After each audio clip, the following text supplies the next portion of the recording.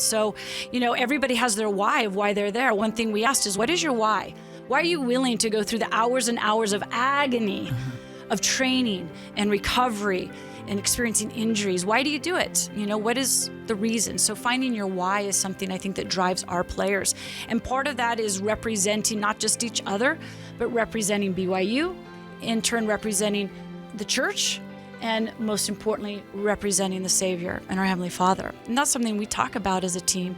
And I think it's an extra mantle that we feel playing at BYU, is knowing that we represent so much more than just our university. And that's something that they have learned that's going to take them into the rest of their life.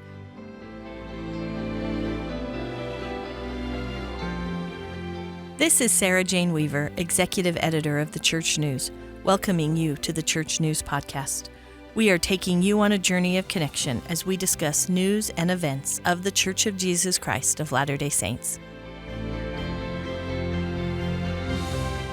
The 2023 season for BYU women's soccer team was unforgettable, with the team defeating a number 1 ranked opponent, becoming number 1 in the United Soccer Coaches rankings, and capturing headlines with a stunning come-from-behind 4-3 victory over North Carolina in the NCAA Tournament quarterfinals. The BYU women's soccer team completed the season with an overall record of 23-3 and going undefeated in their first season in the Big 12 Conference. This episode of the Church News Podcast features head soccer coach Jennifer Rockwood, talking with guest host Sheri Dew, a former member of the Relief Society General Presidency and Executive Vice President and Chief Content Officer of Deseret Management Corp. Well, Coach, it's fun. It's more than fun. It's a treat to be able to talk to you. As Sarah Weaver just said in her brief introduction, the soccer season just ended was remarkable for all the reasons she just mentioned. And let me just add to that by saying that now 2 of the last 3 years, you've taken your team to the College Cup, which is the NCAA's equivalent of the Final Four, right? How have you done that in a soccer program at BYU? Well, tell us your secrets right here. Well, Shirley, I surely appreciate you having me both. I feel a little in awe, I must admit. It's not a place that I would have ever thought of being a podcast on the Church News. So thanks so much for having me. We're thrilled to have you. About me and my team and BYU. And, it's been quite a ride, quite a journey to get to the spot. I never anticipated coaching at all, let alone as long as I have being at BYU. But yes, what a remarkable year for us, our team, my staff, and sports fans, Cougar fans for sure, across the country and elsewhere. But a remarkable season for us, had a super special team, an amazing group of young women who came together and played big and were seen far and wide and represented themselves and everything there is for us to represent at the very, very highest level. So how do you go about molding a team that was able to do what it did? I watched the game against North Carolina where you were down 3 goals at halftime, right? Yeah. And you're thinking, anybody in the soccer world is thinking, yeah, this thing is over. Right. So what did you do? What did you say? Or was it you? Was it your staff? Was it the girl? Who comes together and says, no, we can come back against this? How did you do that? Well, it certainly was a defining moment of our season, probably one that we'll be remembered for quite some time. It was a magical night, to say the least. But, there was so much that went into that before it actually happened and what made it happen. And certainly that is all the work and time and energy that all of us as a staff, but really most importantly, those girls put into this moment. Most of these girls, a lot of them had played in the national championship game 2 years prior to that against Florida State, where we fell short in penalty kicks.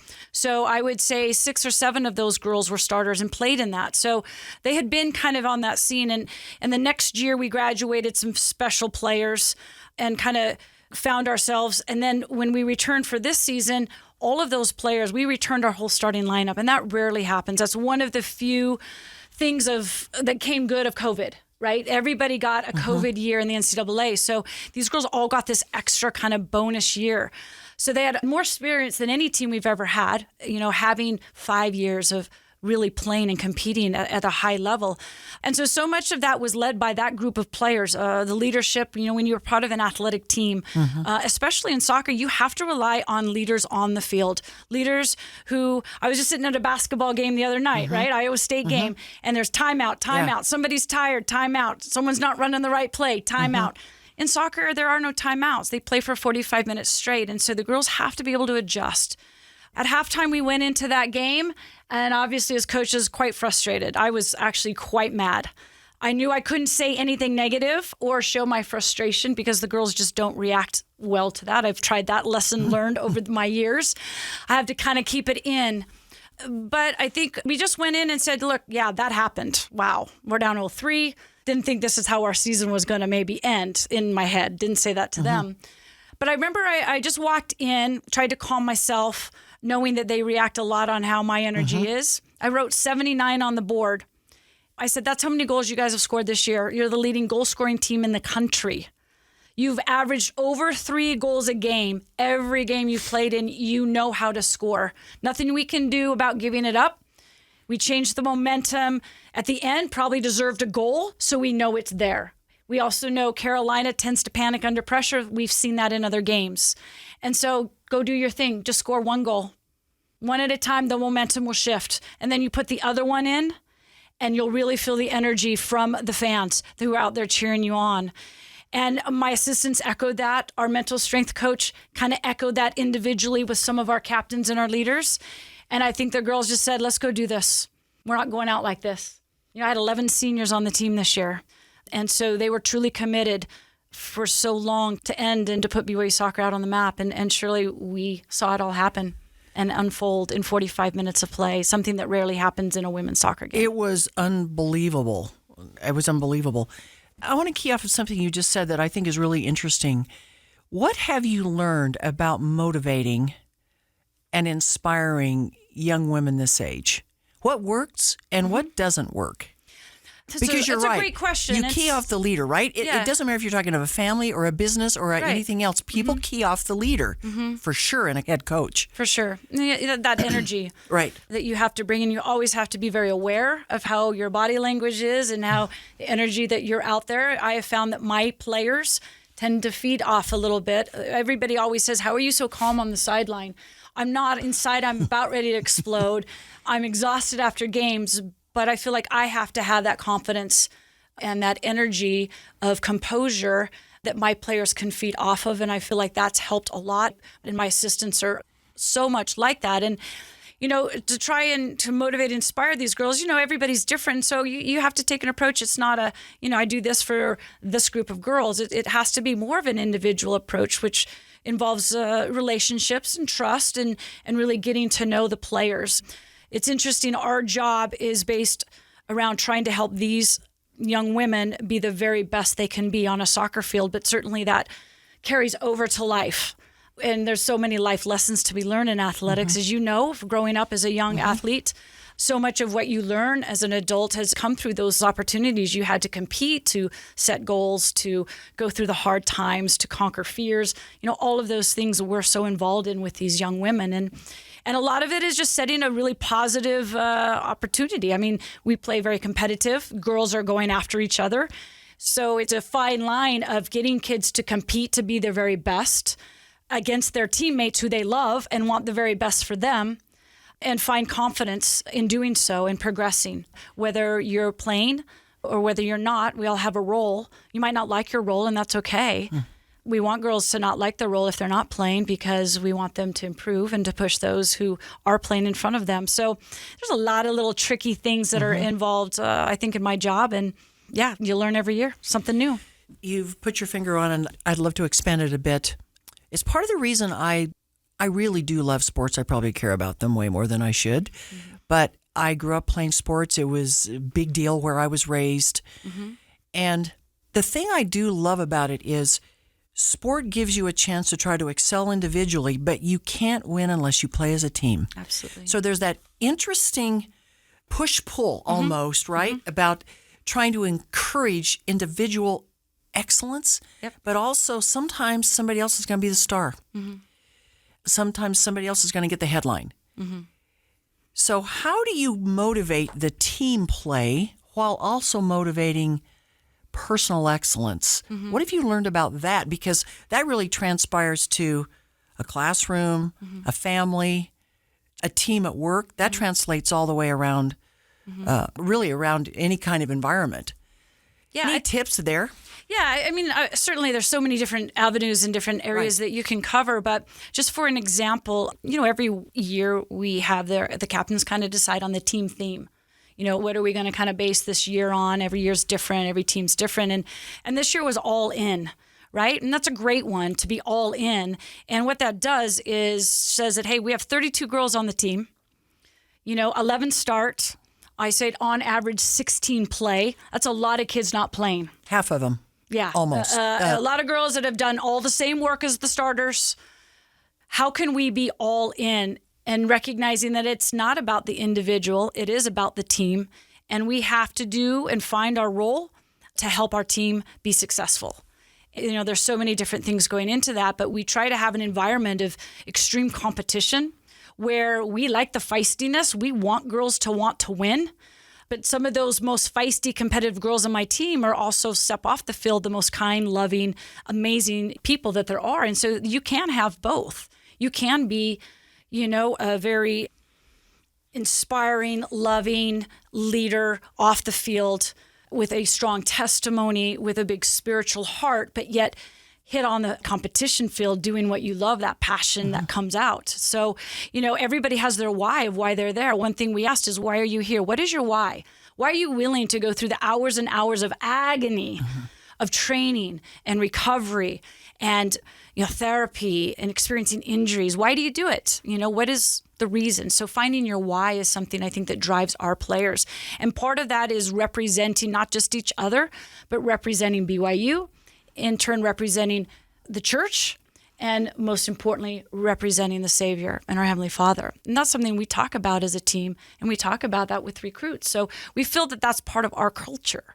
So we expect to be our very best, knowing that we all fall very short from that. But our players are competitive to drive themselves. And I think it's an extra mantle that we feel playing at BYU, is knowing that we represent so much more than just our university. And that's a pressure that our athletes also have to learn, competition, dealing with pressure, the pressure of competition. And that's something that they have learned that's going to take them into the rest of their life, whether they go into a career, or sometimes I'll have a player, well, school is just really hard. I just want to be a mom. And I'm like, that is the hardest job you'll ever have. And so all of these life lessons will help you prepare for that as well. So that's kind of a lot of information, maybe not specific, but if you have any more specific questions, it's kind of general, but it's just, remembering that, it's okay to compete. It's okay to win.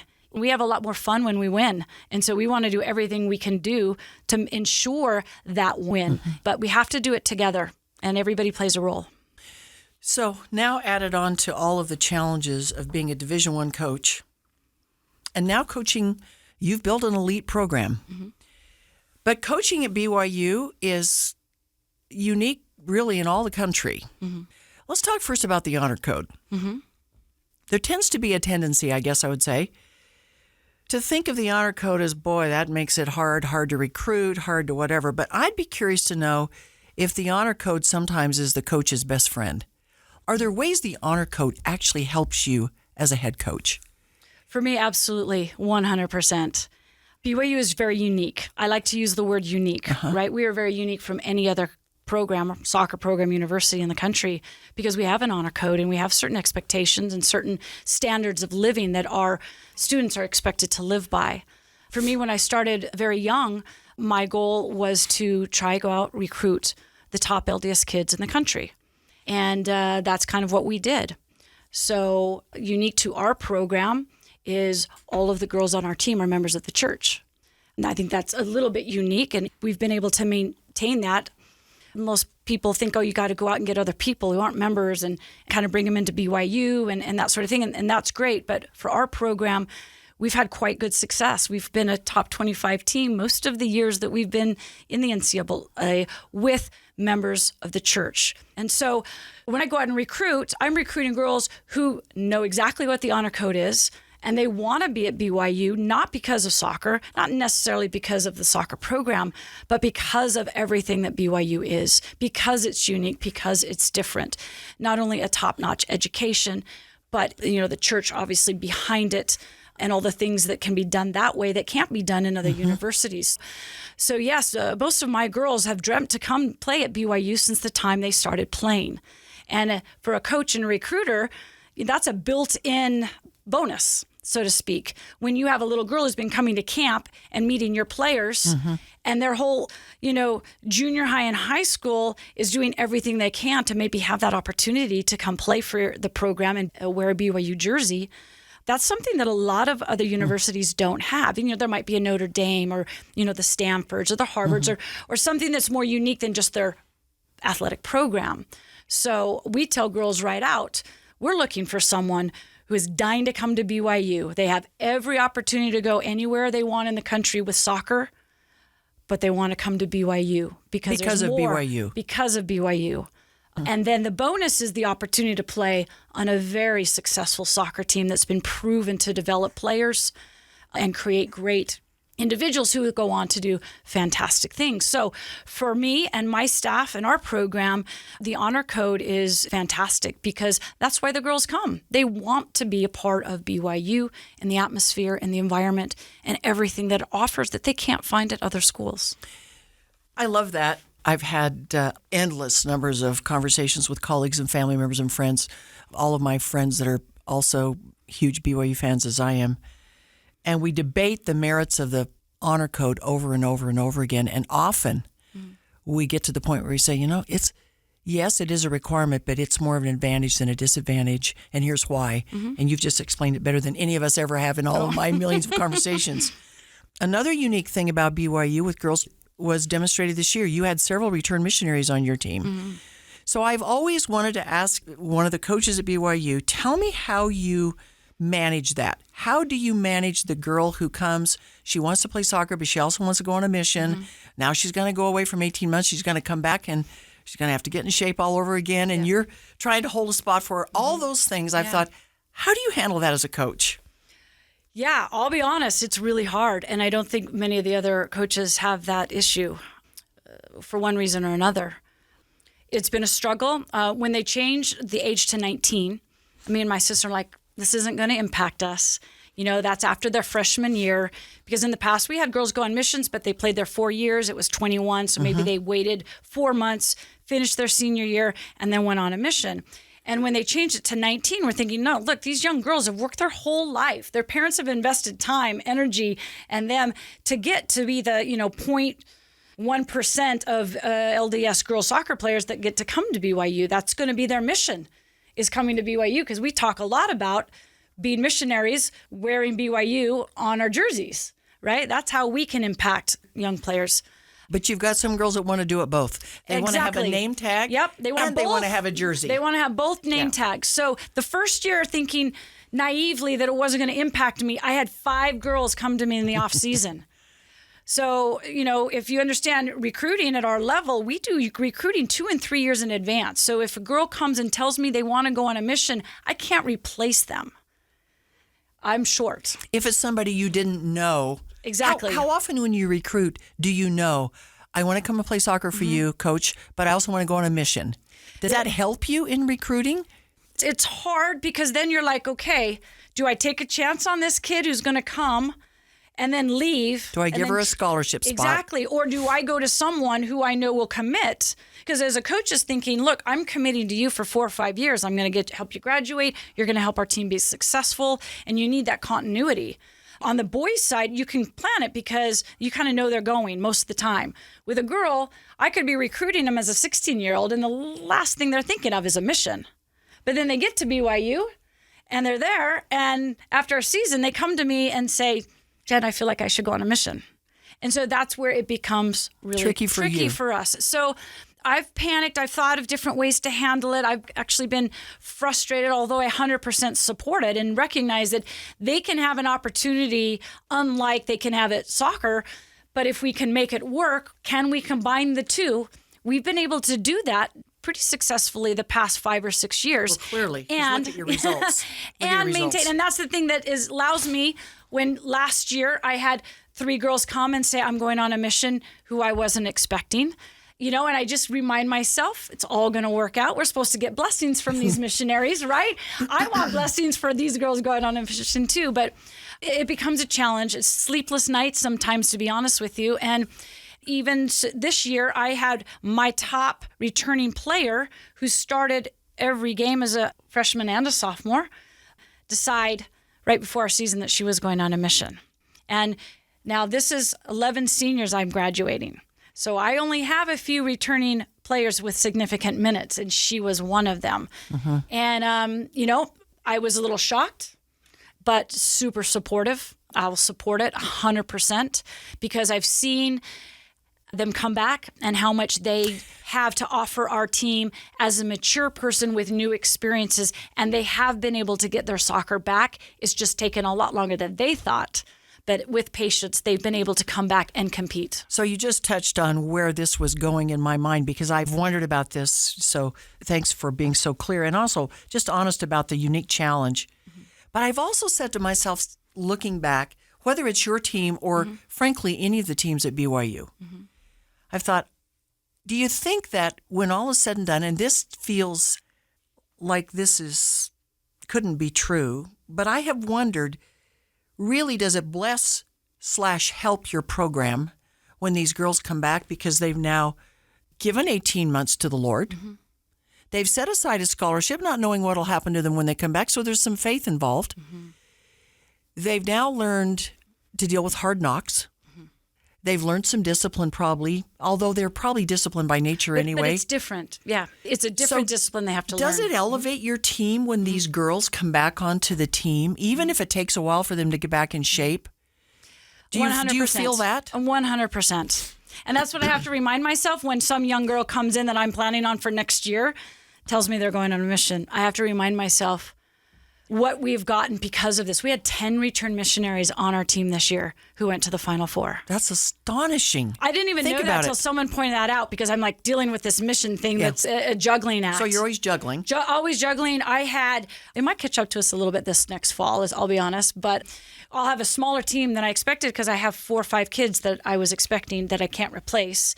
But it definitely has been a blessing, because you look at the girls who've done it and have come back and how they've matured.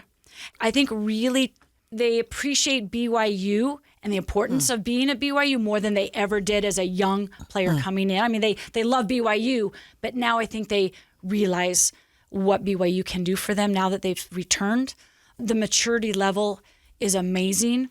Their testimony and the spirit that they bring to the team every day, even though they're a rambunctious, fun, outgoing, spazzy, crazy group of girls who love to dance all the time and work hard.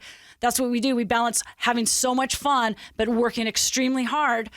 To see that is truly unbelievable. And we graduated a few pretty good return missionaries, but we'll still have quite a core of at least 6 or 7 return missionaries on our team right now as we've started training and preparing for next fall. So it has been a blessing. It's been a blessing to me because it's been a great example. I mean, when I was their age, I could have never given up that. I just wasn't. Maybe I was too selfish, or maybe not strong enough in my testimony or faith. But to see, like you said, these girls have worked their whole life to get to this spot.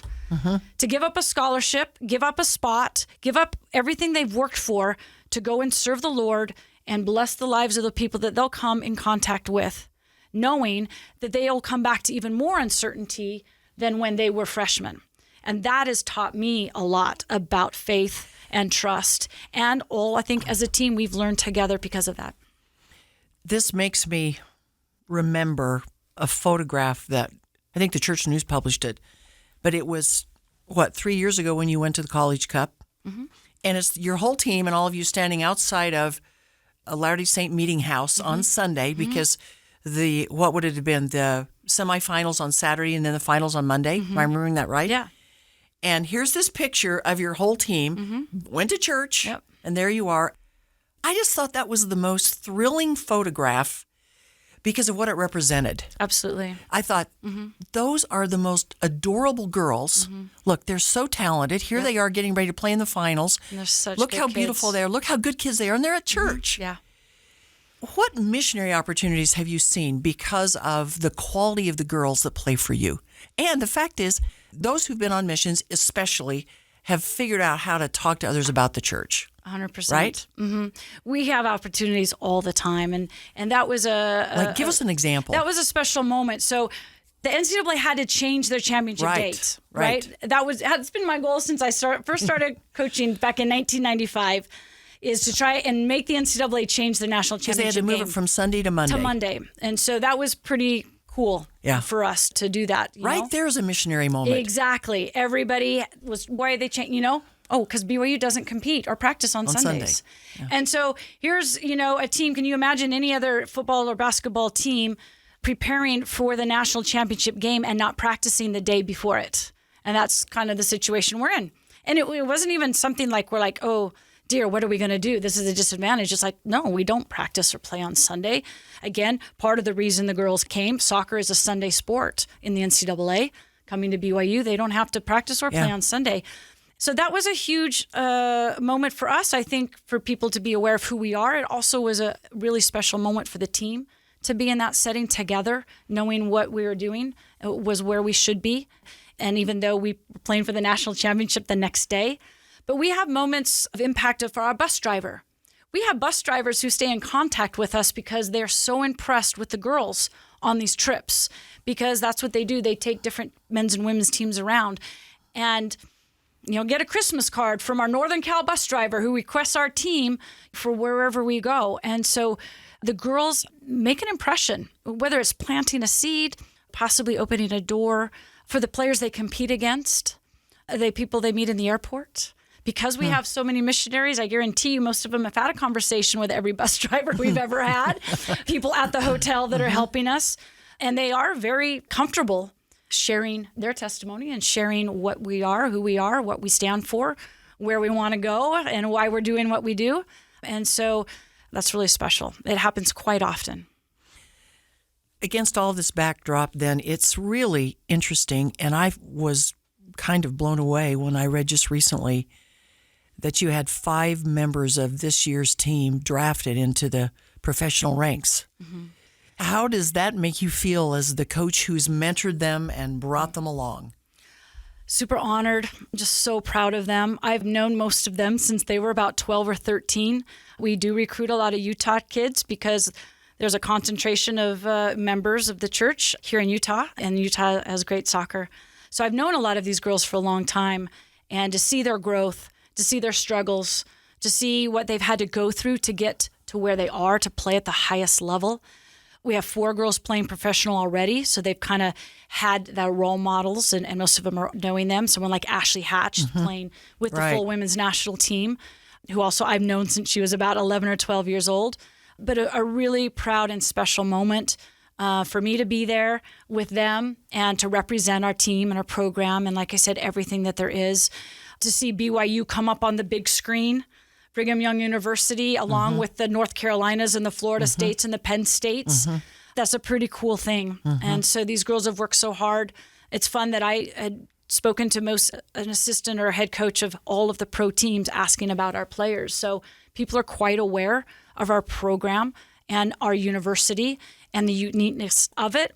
And most of those coaches were saying to me, they know the quality of our girls. I mean, I think as a coach, that's the proudest thing you could say. Yeah. Not only are they good, but they know the character and the quality of our players. It shows on the field.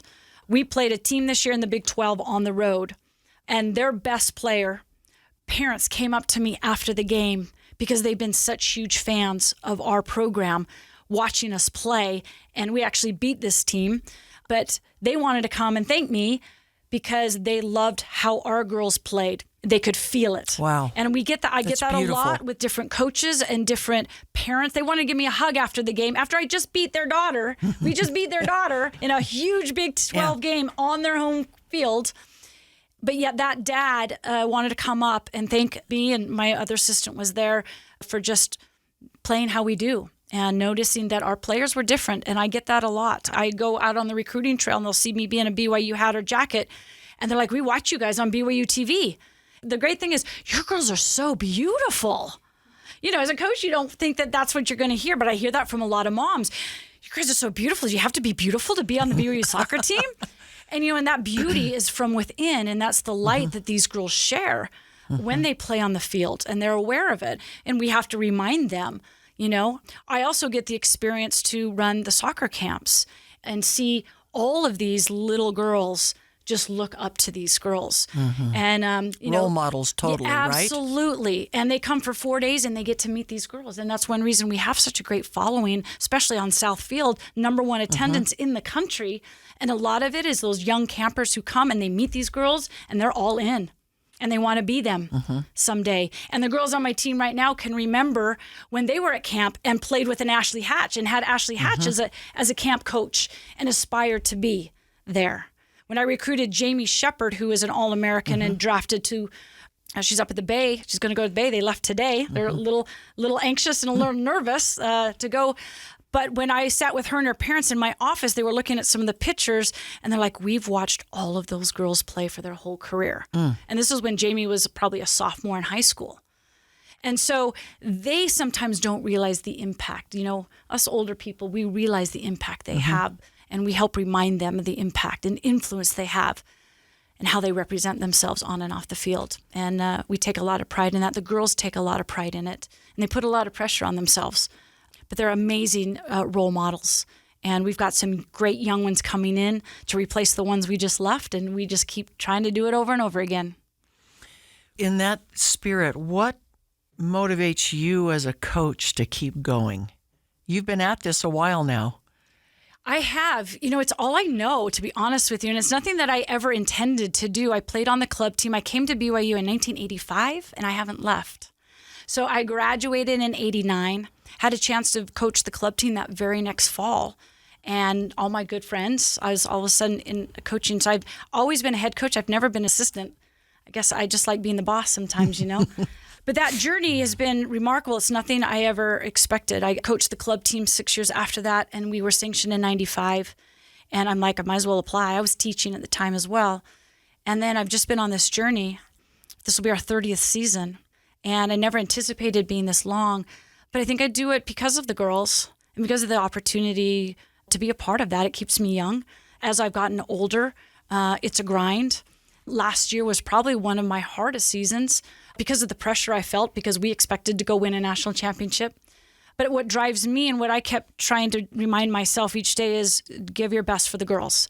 Do your best to help these girls who've given so much and have worked so hard, help them be successful. And that's what has really driven me. I have more help than I've ever had. I have an amazing staff, and I wouldn't still be doing it if I didn't have amazing staff and people around me who were so supportive.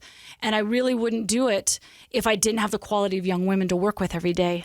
You know, you worry about them. As a coach, you go to sleep thinking about them, how you can help them, praying for them. You wake up in the morning thinking what you need to say to them or to motivate them or what are we going to do. And so it's a 24/7, 365 day a year thing it's hard to go. Us coaches are kind of crazy, I think, to do it. But I keep waiting for the final moment to say it's time to move on, and it just hasn't come yet. And we've had success, and enjoy my staff, enjoy the teams and the girls, and excited about the young ones coming up. And I just take it a year at a time. It's remarkable what you do, really, and you'll probably never know in this life how much influence you've had on all these girls. I've just been thinking as you've been talking about, and in fact, somebody asked me the other day, think about and tell me a teacher that made a difference in your life. Mm-hmm. And the first person that comes to mind is a coach. Yeah.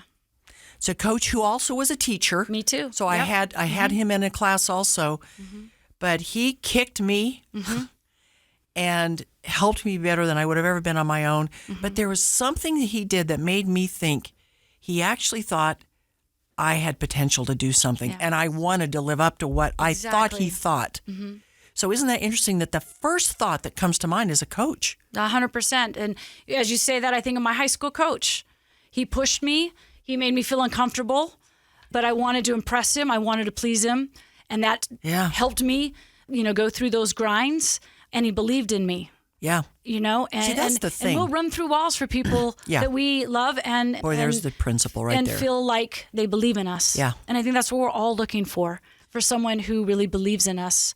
And that's what we try and do with our staff. We try and show the girls. Sometimes we go to them, look, we're a bigger fan than anyone besides your parents, right? But until you believe that you're capable of it, doesn't matter how much we believe in you, right? We can believe in you all we want, but until you learn to believe that yourself, that's when special things happen. And that's when some of our seniors were able to cross over, where they were relying a lot on what we were saying or what we were thinking, but then they genuinely learn to find it out on their own. And that's what's going to help them in the rest of their life, is finding their own confidence, finding their own energy and their own worth through all of these experiences and ups and downs and crazy times and fun times and tears and all of those emotions that athletics brings, We've talked a lot about the tremendous success you've had, and truly you've built an elite program, recognized everywhere. But you've also had disappointing seasons. Mm-hmm. What have the disappointing seasons taught you? I mean, everything doesn't always roll out like you hope it will, year after year after year. Right. Some years just don't. Correct. And sometimes even in the good years, there's individual things that happen. That are hard. That are super hard. And, I've had plenty of those, more than my fair share. But I think that's when you have to turn to the Lord, and you really have to have someone that, again, believes in you and know that you can always turn to for that guidance and that support to get you through that adversity, and knowing that you always have someone you can rely on. And I've had to do that a lot. I still do it every day. I wake up this morning saying, Heavenly Father, help me get through this day and do the right things and say the right things. But I think, just like we talked about today with my team, is we all go through those ups and downs, but those adversities and those hard times are where you learn and grow the most. And so when you're in them, you have to remind yourself something good's going to come out of that. There's something to learn. When a player goes down and you know how hard they've worked and they tear their ACL and that's a 9-month process back, you can honestly say to them, you're going to learn something from this that you wouldn't have otherwise learned. You're going to go in a direction that you wouldn't have otherwise gone. And you're going to meet and go through experiences that you wouldn't have otherwise, that are going to help you on that path. And so as I look back, my most challenging year as a coach, where I almost just gave it up, that is what helped take the program in a new direction and made me a better coach. And that wasn't too long ago, 6-7 years ago. And so there are, and as some days are worse than others. Some days you're just like, I'm done with this. I've been here, done that. I want something different. But then it always comes back to, I like the challenge of it. I'm a true competitor at heart. I like to solve problems. I like to figure out ways to fix them if they're not working.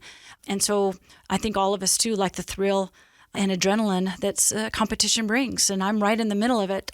I tell people a lot, not many people get experience. You can feel like you're the best coach in the world 1 minute and a goal scored on you, or 3 goals are scored on you, and you feel like, I don't know what I'm doing. After all these years. After all these years. And that adrenaline out on South Field, 5,000 people, the cameras are on, we're playing UCLA at home, the number 1 ranked team in the country. And I'm thinking, man, there's not a lot of people who get this feeling that I get. And so you try and remind yourself, this is a pretty cool blessing. I've been truly blessed. Worked really hard, but I've been blessed, and I have such amazing people and a group of supporting assistants and administrators that really help us do what we do every day. Boy, I've loved this, Jennifer. This is just awesome. Let me conclude with this question. You have had, as you've just articulated, a privileged seat. A pressurized seat, but a privileged seat. Absolutely. And privileged in one way, in the sense of having the opportunity to day in and day out work with young women and help them in a crucial phase of their lives.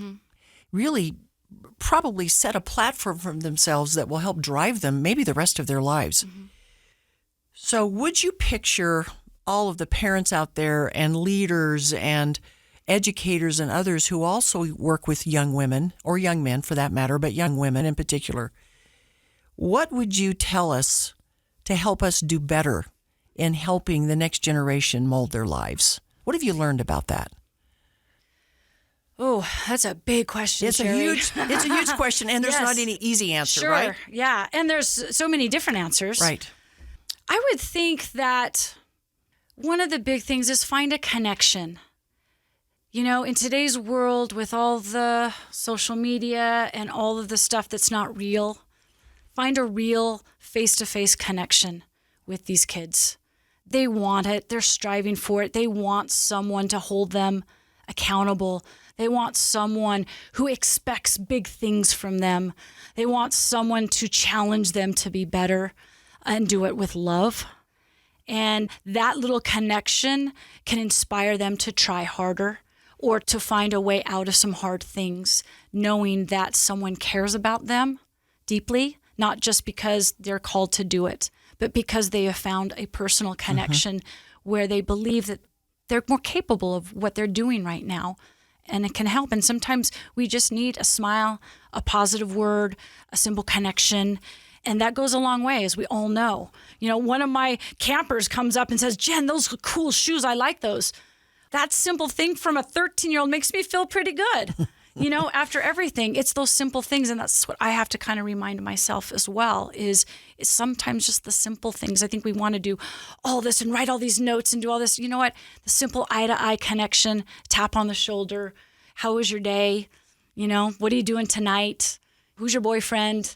What's your family doing on vacation? Those are the kind of connections that I think kids really yearn for right now and need. And they need it from a lot of different people, not just one, right? They need it from so many people. I think of growing up in Portland, Oregon, and the people in the ward and how influential they were. I have 4 younger brothers in our lives growing up, and our parents were around all the time. We all coaches and we did sports. But, you know, your young women's leader, the guy who takes you camping and merit badges and Eagle Scouts and all of that, the influence that they have on all of our lives is so magical and can really help us. And it just seems like there's a need more than ever, especially for these, you know, 10, 11, 12, 13-year-olds who need some sort of connection and know that they're valued and that they have a lot to offer. I love that, because what I'm hearing you say is it's about love. It's always about love. It's about love and caring. Absolutely. Genuine. Not superficial or fake, but genuine. Yeah. Well, Coach Jennifer Rockwood, we are thrilled that you would join us on the Church News podcast today. Thank you first of all, for enormous work over many years. Congratulations on such tremendous success, but in particular, thanks for giving us some things to think about how to mentor the next generation. Certainly in sport, but it bleeds over to every other aspect of life. And we're grateful that you would share your expertise, your experience with us. Thank you so very much, and go Cougars. I appreciate you having me. It's an honor to be here. So thank you. Thank you.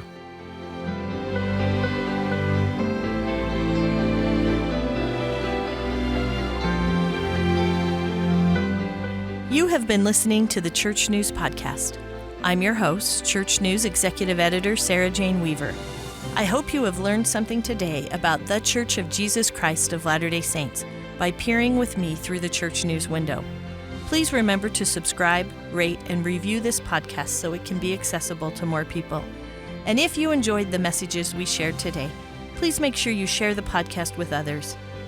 Thanks to our guests, my producer Kellyanne Halverson, and others who make this podcast possible. Join us every week for a new episode. Find us on your favorite podcasting channels or with other news and updates on the church on thechurchnews.com.